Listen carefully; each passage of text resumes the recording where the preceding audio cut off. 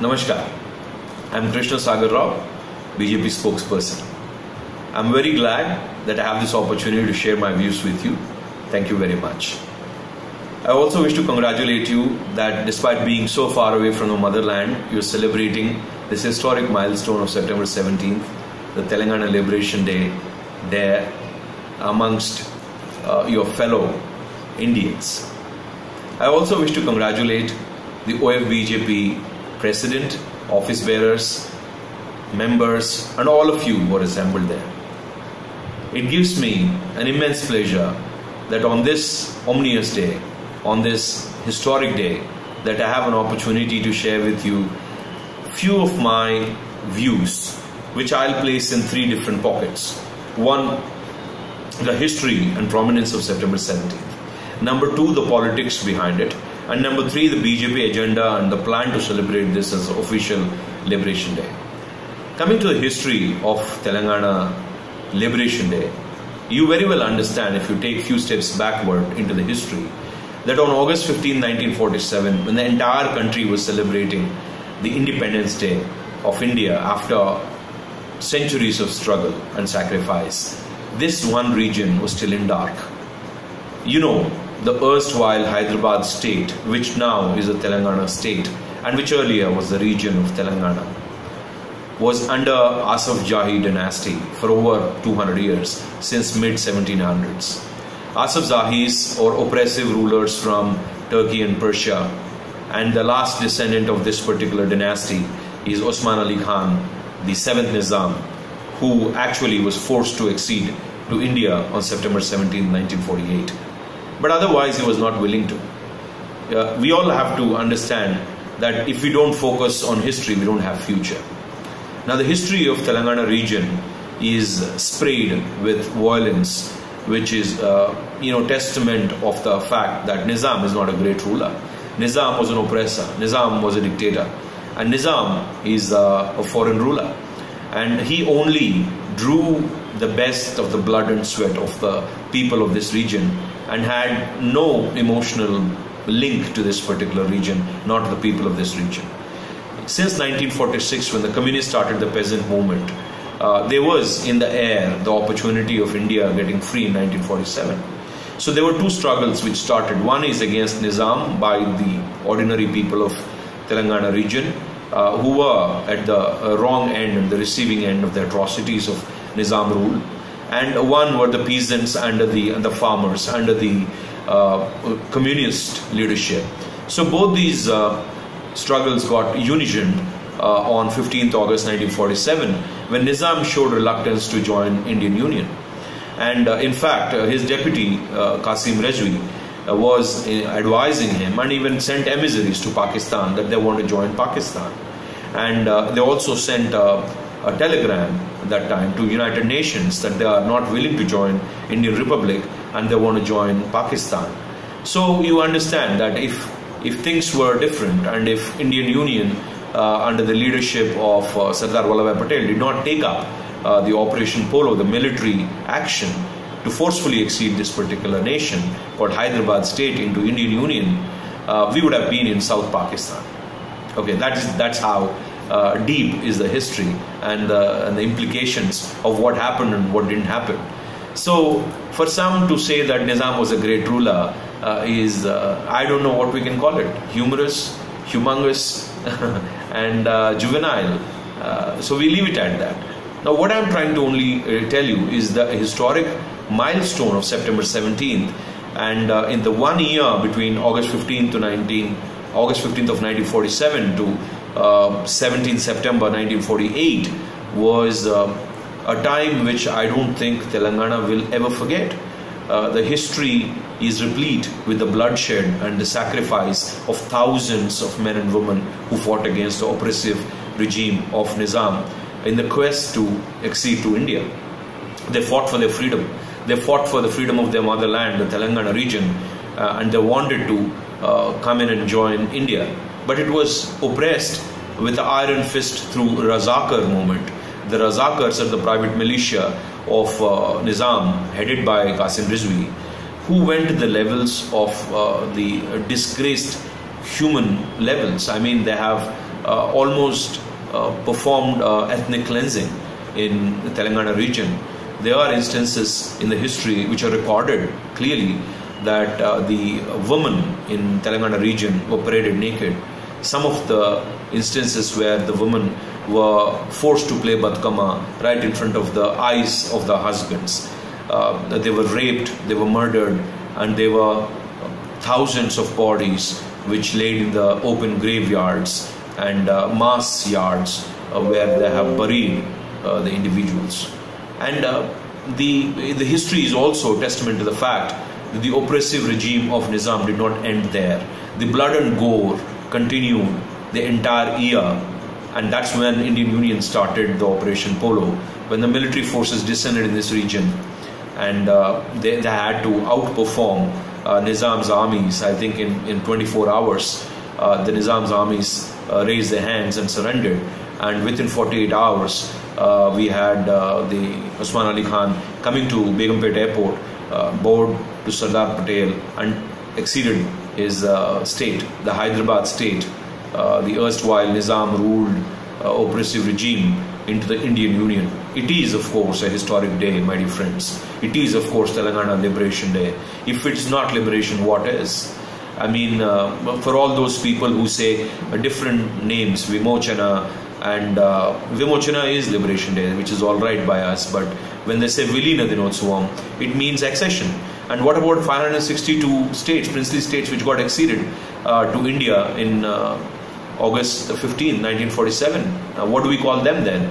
So if people didn't accede, if Junagadh and Jammu Kashmir and Nizam's Hyderabad state did not accede on 1947 August 15th, and in the interim period post couple of months, so when did that not happen? That's what means the accession didn't happen. That means that the liberation had to be forced. The liberation of people of this region from the iron grip of Nizam happened. This region got liberated and got annexed to United Unions of India and the Indian Union. And then, the people of this particular region got liberated from the oppressive rule, and the region got liberated. So it is Liberation Day. There is no question about it. So that is how the milestone which we have reached today, September 17, 1948, happens to be a historic, historic prominence. And if you don't focus on history, how do we arrive at future? And those people who try to twist and manipulate history don't really have too much of history to themselves, because they'll be forgotten in the history. Now, coming to the politics of it, we all know the prominence of September 17th by now. Let's focus on the politics of it. The politics of it is, I personally have no issues with KCR. I mean, I respect KCR and his ability to convert the movement into a mass movement, and the propaganda is unleashed for the need of the separation and a separate statehood was exemplary. And the kind of a fervor he has created during the 10-12 years was great.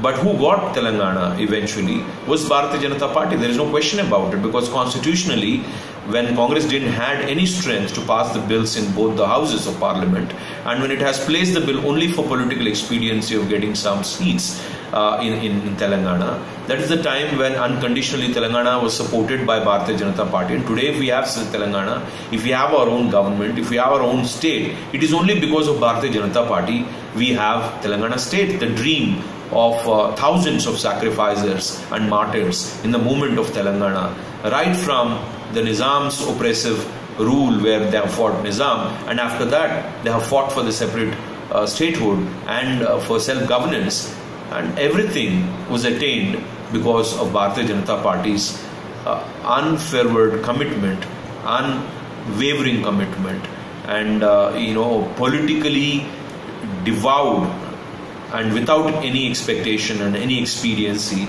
that Bharatiya Janata Party has given unconditional support to form Telangana state. So, despite Telangana being achieved by Bharatiya Janata Party, we certainly understand, and we certainly and humbly understand, that thousands of martyrs, students, employees, men and women, along with political parties, political JAC, everybody together has achieved this. We will not say that it's only BJP who has achieved this. Constitutionally, yes, but otherwise the struggle was everybody's struggle. So we cannot say it's only KCR, as KCR says, that I am the only one who has got Telangana. So that's a little bit of a superfluous statements which he always makes. But that's not what bothers us. What bothers us is where I have lost respect, at least tentatively, for KCR, is after becoming a chief minister, he has developed a folk tongue, and he has, in the process of the minority vote bank politics, he simply tried to twist and manipulate history. And what kind of a history is trying to manipulate? A history which liberated this region, a history which liberated the people of this region from an oppressive ruler and a foreign ruler. A history which has brought this particular region and added it to the great Indian Union. The history which has made people of Telangana, the citizens of Hyderabad state, Indians. Otherwise would have been Pakistanis, South Pakistanis. Now, is this of small implication? Is this piece of history something which you can twist it for petty political expediency, petty political reasons? What can we call an individual who cannot respect his own motherland? What can we call an individual who says he fought for this particular state and got it, got the objective of getting a new state, but he wants us to forget the implication of this historic date? What can we call someone who has absolute power and shows this much of irresponsibility? That is the reason that, whether it is me or anybody else, if we disrespect KCR, it is because of these issues of petty politics which doesn't need to play. He has played a legendary role in the formation of the state through his own ways and means. I think, by twisting the history and by manipulating the history, he's losing the legacy and he's creating a false legacy for himself. And Bharatiya Janata Party will not allow the history of Telangana to be twisted, despite the fact we're a national government, despite the fact that we are a national party. It should have been, actually speaking, my friends, the duty and the responsibility of the state government, which is formed after the separate statehood, and TRS, which says that it is the heartbeat of Telangana and it is a regional power. It should have been them who should have officially referred to this particular day as a liberation day, or whatever day which they wanted to, but make it an official day. Because in Marathwada, 4 districts were added after 1956 reorganization. In Karnataka, 4 districts were added in Karnataka in 1956 from Hyderabad state. So Hyderabad state used to be 4 Maharashtra, 4 Karnataka, and 9 Hyderabad districts, And then Rangareddy was drawn out from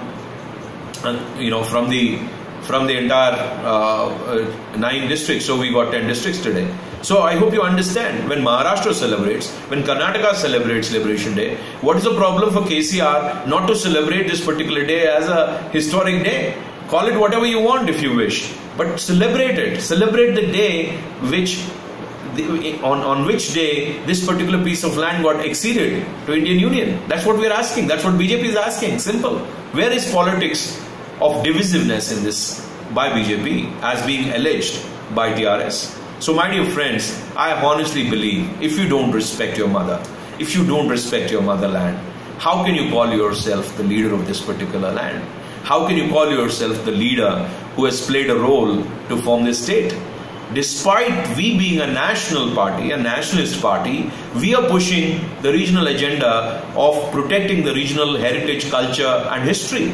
That is BJP. And my dear friends, the third part and a very critical part is the nationalism, the spirit of nationality, the spirit and the pride of being an Indian. That's what Bharatiya Janata Party is. And I'm proud that I'm a member of Bharatiya Janata Party. I'm proud that I'm a Karyakarta of Janata Party, Bharatiya Janata Party.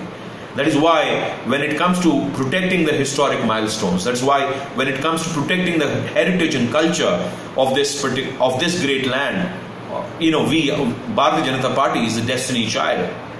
And we protect, we live up to the occasion.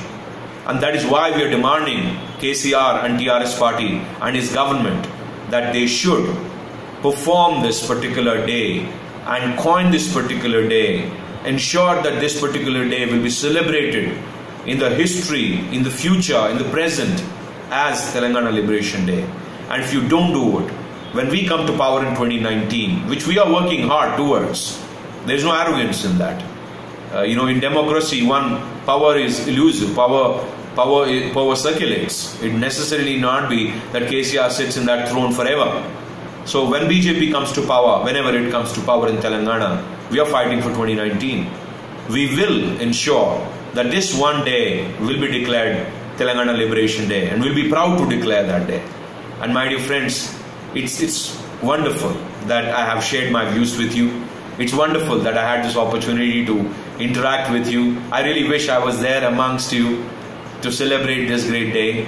And parting and concluding this small brief message to you, wish to say that if you don't have love for your mother, if you don't have love for motherland, what's life all about? What is it worth? So think about it. With absolute power comes absolute responsibility.